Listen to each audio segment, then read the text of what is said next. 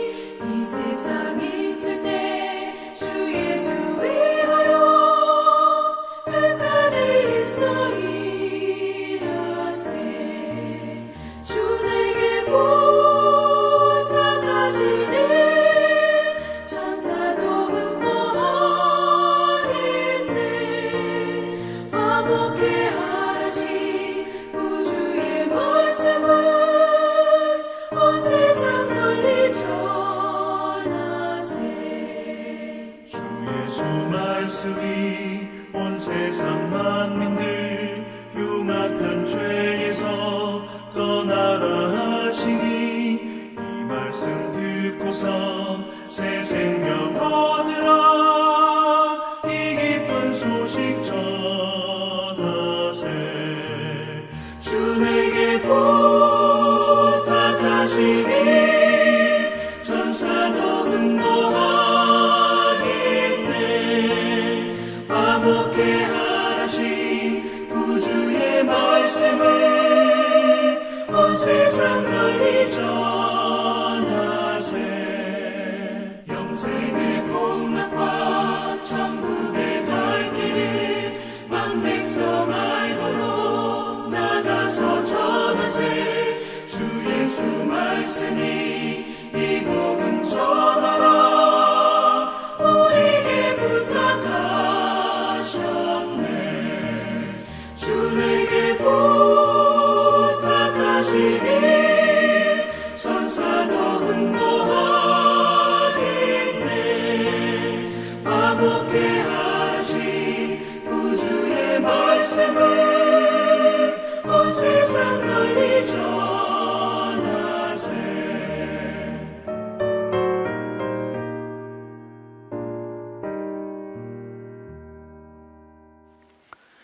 오늘 우리에게 주신 하나님의 말씀은 마가복음 9장 2절에서 9절 말씀입니다.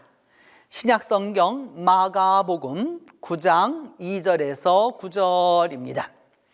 엿새 후에 예수께서 베드로와 야고보와 요한을 데리시고 따로 높은 산에 올라가셨더니 그들 앞에서 변형되사 그 옷이 광채가 나며 세상에서 빨래하는 자가 그렇게 희게 할 수 없을 만큼 매우 희어졌더라. 이에 엘리야가 모세와 함께 그들에게 나타나 예수와 더불어 말하거늘 베드로가 예수께 고하되 랍비여 우리가 여기 있는 것이 좋사오니 우리가 초막 셋을 짓되 하나는 주를 위하여 하나는 모세를 위하여 하나는 엘리야를 위하여 하사이다 하니 이는 그들이 몹시 무서워하므로 그가 무슨 말을 할지 알지 못함이더라. 마침 구름이 와서 그들을 덮으며 구름 속에서 소리가 나되 이는 내 사랑하는 아들이니 너희는 그의 말을 들으라 하는지라. 문득 둘러보니 아무도 보이지 아니하고 오직 예수와 자기들 뿐이었더라. 그들이 산에서 내려올 때에 예수께서 경고하시되 인자가 죽은 자 가운데서 살아날 때까지는 본 것을 아무에게도 이르지 말라 하시니라. 오늘 본문 말씀 마가복음 9장 2절로 9절은 산상변모 사건에 대한 말씀입니다. 산상변모 사건은 공관복음의 마태복음과 마가복음과 누가복음의 공이 나타나는 그러한 기사 내용입니다. 예수님께서 산에 오르셔서 변형이 되셨고 엘리야와 모세를 만났었던 바로 그런 이야기입니다. 또한 더불어서 그 사건에 대한 부분을 가지고서 주께서 다시 부활할 때까지 이 일을 입 다물고 있어야 한다라고 하는 것을 말씀하셨던 바로 그런 내용입니다. 이 산상 본문 이야기를 통해서 우리가 이제 다음 주일이 되면 산상 변모 주일을 맞이하게 될 터인데 말씀을 이 구체적으로 이 마가복음 안에서 어떻게 말씀하고 있는지 살펴보도록 하겠습니다. 예수님은 베드로와 야고보와 요한 이 세 제자를 데리고 가셨습니다. 예수님에게는 12명의 제자가 있었죠. 12명의 제자가 있었지만 예수님은 그 12명의 제자들을 보통 세 그룹으로 나누셨습니다. 4명 이렇게 나누셔가지고 베드로 그룹과 야고보 그룹과 요한 그룹으로 나누셔가지고서 그들을 이렇게 항상 대표하는 사람으로 베드로와 야고보와 요한을 이렇게 데리고 가셨습니다. 그러니까 예수님도 그 12명의 제자들을 직접 말씀하실 때가 있고 또 그 제자들 중에서 뽑아서 대표제로 이렇게 대의적으로 세 사람을 불러서 하실 때가 있었습니다. 겟세마네 동산에 가셨을 때에도 여러분 아시는 대로 이 세 제자들을 데리고 가셨던 것을 우리가 알고 있습니다. 그래서 예수님께서 이 변화산에 오르셨는데 정확하게 변화산이 어디인지는 지금까지 아직 알지 못합니다. 다만 그 산이 어느 산일까라고 하는 이제 교회의 전승과 이제까지의 그 결론으로는 다볼산이라고 생각하는 거죠. 그래서 그 다볼산에는 지금 가보면 산상변모 교회가 지금 아직도 이렇게 아주 아름다운 모습으로 이루어져 있고, 그곳에 가면 그 이 황금 모자이크를 통해서 그 산상변모 사건을 이렇게 만들어 놓은 것을 볼 수 있습니다. 이때에 그 산상에 올라가셨을 때 어떤 일이 일어나게 되었느냐 하면, 그 제자들 앞에서 주님에게 있어서 이 트랜스포메이션이 일어나게 되었다라고 하는 것입니다. 완전히 주님의 그 형체가 변모되었다라고 하는 것을 알 수 있습니다. 그래서 옷은 광채가 나와서 어떻게 되었느냐, 얼마나 하얗게 그 빛이 나는지 세상에 있는 사람들은 그렇게 만들 수 없는 그런 아주 광채가 나는 하얀 빛이었다라고 하는 것을 말씀합니다. 주께서 일반인으로 그냥 이렇게 그냥 제자들하고 같이 먹고 자고 뭐 이렇게 하는 그런 사람으로만 알았는데, 산상변모에 이르러서는 완전히 다른 분이다라고 하는 것을 이제 이 제자들이 알게 되었습니다. 그러면서 그때에 만나게 되는 사람이 이제 드디어 나오게 되는데, 엘리야와 모세를 만나게 됩니다. 이곳에서 말하는 엘리야와 모세에 대한 부분을 우리가 알 필요가 있습니다. 성경에서는, 구약 성경에서는 두 사람이 하나님께 직접 죽음을 보지 아니하고 승천한 분이 있습니다. 그 중에 한 분이 누구냐면 그 바로 엘리야이고, 두 번째는 에녹입니다. 그래서 이 에녹과 그 이 두 분이 있는데, 당시 예수님 당시에 많은 그 유대의 신학자들과 유대인들이 믿었던 것은 뭐냐면, 전통적으로 믿었던 것은 뭐냐면은 불병거를 타고 올라갔었던 그 엘리야가 바로 여호와는 나의 하나님이시다라고 하는 그 이름을 갖고 있는 그 사람이 다시 오게 될 거다라고 믿었던 것이죠. 그래서 그 엘리야는 주전 8세기에 활동하였던 그 엘리야이기도 하지만, 하늘에 올라간 바로 그 엘리야가 이제 마지막에 온다라고 믿었고, 그 엘리야라고 하는 그것이 바로 그 인물만을 말하는 것은 아니었다라고 하는 것입니다. 또한 더불어서 모세라고 하는 인물은, 여러분, 이스라엘을 애굽에서 구출해서 이스라엘이라고 하는 나라를 건설할 수 있도록 광야를 다 통과해서 마지막에 그 모압 땅에서 죽기까지 이스라엘 백성을 인도했던 인물입니다. 그렇기 때문에 이 엘리야와 모세라고 하는 이 두 인물은 그 유대인들에게 있어서, 당시 사람들에게 있어서 아주 가장 중요한 존재 가운데 하나였습니다. 그래서 그들과 함께 주님이 말씀을 하셨다라고 하는 이것은 신비적인 것인 것일 뿐만 아니라, 당시 사람들이 믿고 있는 이제 그 종말이 가까우고 있음을 이야기하고 있는 것과 같습니다. 지금도 그 여러분 유대인 회당에 가면 무엇이 있느냐 하면 그 엘리야의 의자가 있습니다. 그 엘리야의 의자가 있는데, 그 엘리야의 의자는 회당에서 항상 공석으로 남겨둡니다. 왜? 마지막에 올 사람이기 때문입니다. 바로 이와 같은 그런 상황 속에서 서로 말을 하자, 이렇게 서로 모세와 엘리야와 예수님이 함께 구름 속에서 그런 이야기를 하자, 베드로가 먼저 이야기합니다. 뭐라고 얘기하느냐 하면, 주님, 여기보다 더 좋은 데가 없습니다. 여기보다 더 좋은 데가 없습니다. 우리가 이곳에다가 텐트를 3개 짓겠습니다. 그러니까 말하는 이 텐트라고 하는 것은, 여러분, 오늘날 우리가 생각하는 것이 아니라 회막과 같은 것이죠. 종교적인 의미를 행하기 위하여서 임시적으로 만드는 것이긴 하지만, 분명히 여기엔 종교적인 요소가 있어서 이것을 하겠다라고 하는 겁니다. 그래서 하나는 누구를 위하여 할 거냐? 하나는 예수님을 위하여 할 거고, 하나는 엘리야를 위하여 할 거고, 하나는 모세를 위하여서 이렇게 우리가 여기다가 막을 지어서 기념하도록 하겠습니다 라고 하면서 그렇게 이야기하니까, 오늘 성경은 그것을 해석을 이렇게 말했습니다. 그들이 몹시 무서워하므로 그가 무슨 말을 할지 알지 못함이더라 라고 말씀하고 있습니다. 너무도 그 광경의 놀라움과 이 경이로움이 있어서 예수께서 무슨 말씀을 하실지 알지 못하기 때문에 스스로 하는 말을 이렇게 자기들이 말하고 있지만, 이 말이 제대로 된 말인지 아닌지 알 수 없는, 자기도 알지 못하는 말을 하고 있다라고 하는 것이죠. 그때에 구름이 다 몰려와 가지고 구름 속에서 소리가 나기를 이는 내 사랑하는 아들이라 라고 하는 말씀이 주어집니다. 여러분, 이 말씀이 언제 주어졌는지 우리는 기억하고 있죠? 바로 그 마가복음 1장 9절로 11절에서 예수님의 첫 세례 장면에서 그 수세주일에서 예수님이 그 땅 물 위에서 올라오셨을 때 하늘이 열리면서 하셨던 말씀이, 하늘로부터 들려오는 말씀이 있었죠. 이는 내 사랑하는 아들이요 내 기뻐하는 자라라고 말씀하셨던 바로 그 말씀이 여기서 재확인됨을 보여줍니다. 내 사랑하는 아들이라고 말씀하면서 세례 때에는 내 기뻐하는 자라고 말씀하셨는데 오늘은 뭐라고 말씀하느냐 하면은 너희는 그의 말을 들으라 라고 말씀하고 있습니다.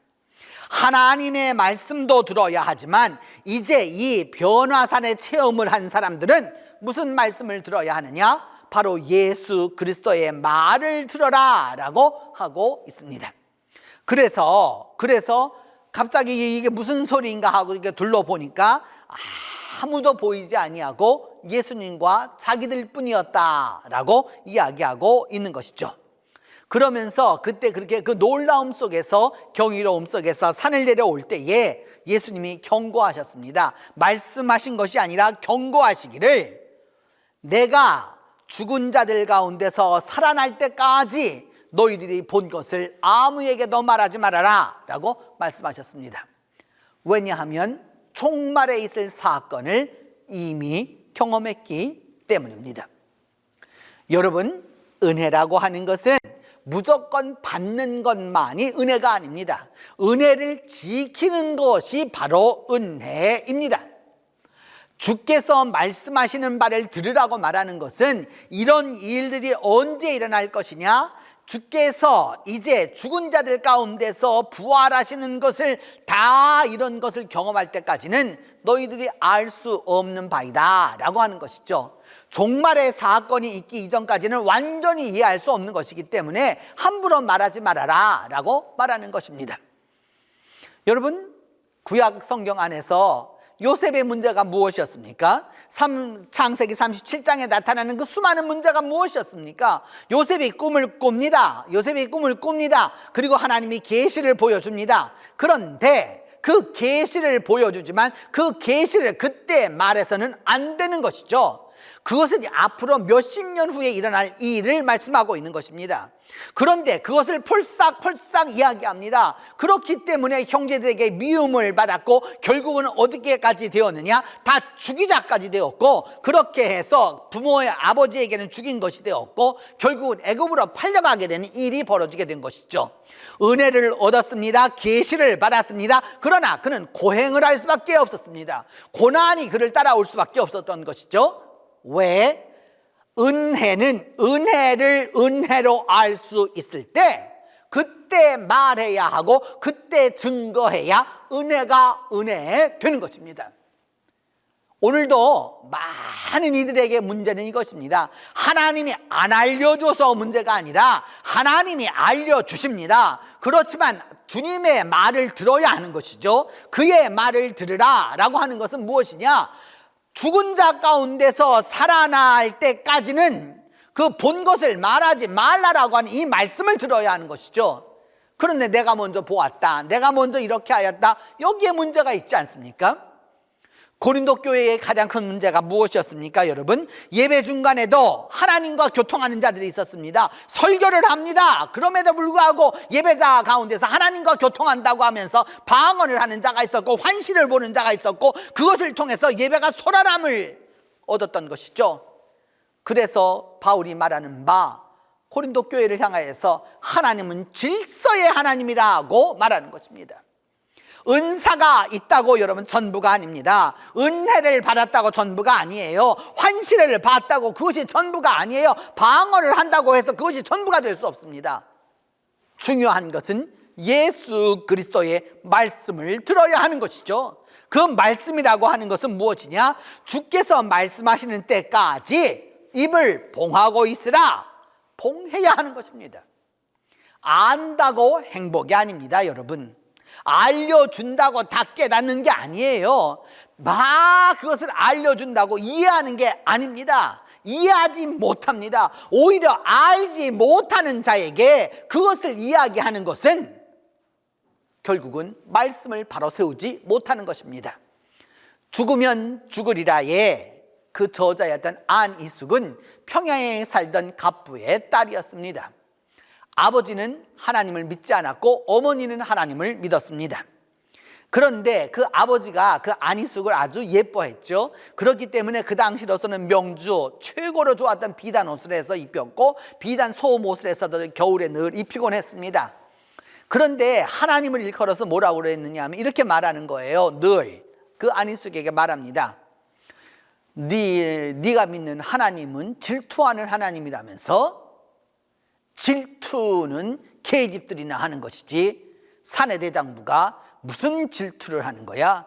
하나님을 믿어도 그렇게 질투하는 계집들이나 믿는 하나님은 필요가 없는 거야 라고 늘 이야기합니다.